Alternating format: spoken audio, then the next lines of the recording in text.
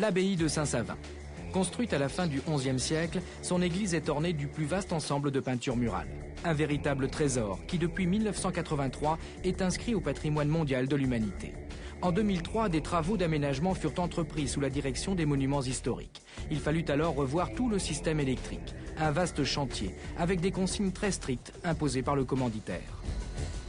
Alors ici, techniquement, ça a dû être compliqué à réaliser. D'autant plus compliqué qu'aujourd'hui on ne voit aucun câble, tout est dissimulé, tout est enterré, on va dire, plus ou moins encastré sous les dalles. Les dalles ont dû être bien sûr retirées pour passer toute la filerie, tout le réseau de câbles, qui est relativement important aujourd'hui, puisque ce sont bien sûr les câbles électriques, ce sont les câbles de sonorisation, ce sont les câbles de détection incendie. Donc tous ces câbles-là aujourd'hui ont été dissimulés sous les pierres. Alors la visibilité des câbles, je suppose que c'était une exigence, ça, des monuments historiques. C'est purement une exigence, bien sûr, c'est même un souci premier de dissimulation, parce que la mise en valeur du bâtiment aujourd'hui, c'est surtout la dissimulation des câbles, mais bien sûr la mise en valeur avec l'éclairage. Bonjour, je m'appelle Hervé Proli, j'ai 24 ans et je suis chef électricien. Mettre en valeur, qu'est-ce que ça veut dire finalement? Quand vous voyez toutes les fresques qu'il y a ici, elles ressortent beaucoup plus justement par rapport à ces éclairages que l'on pose, ne serait-ce qu'avec les halogènes, qui reflètent quand même une couleur assez chaleureuse en réflexion sur les murs. De toute façon, vous voyez, ça crée quand même une sacrée ambiance. Ça nous indique un chemin en plus à passer, c'est magnifique.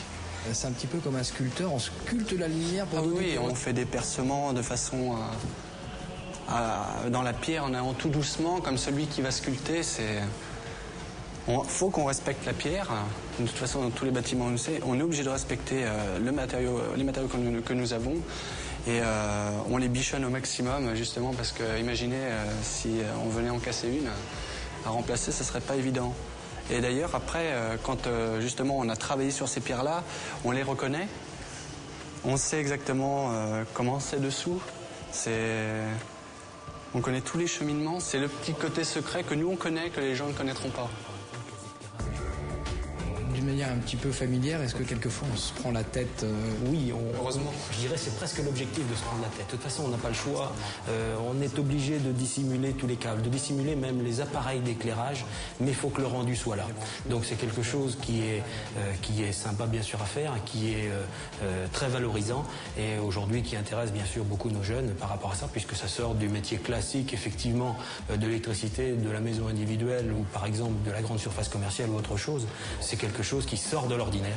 Alors bien sûr, il faut avoir aussi l'amour de la pierre qui ressort par rapport à cet éclairage et que l'on fait ressortir bien sûr avec ces éclairages. Au total, ce sont plus de 25 km de câbles électriques qui alimentent des centaines d'éclairages différents. Des haut-parleurs, des détecteurs d'incendie, des alarmes, invisibles du public. En quelques mots, Jean-Michel, si vous deviez résumer le métier d'électricien, c'est quoi?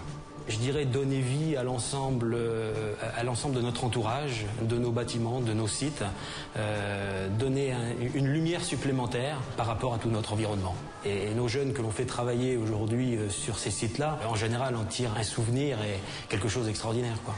Faut être touche à tout. Il faut lancer des défis justement sur nos prestations à nous, puisque on sait que ce que l'on fait, d'autres vont le voir. Donc il faut que ça plaise à tout le monde. Donc on se donne à fond pour obtenir quelque chose de relativement sympathique comme à l'abbaye. Sculpter la lumière ou quand l'éclairage devient un art et les électriciens de véritables artistes.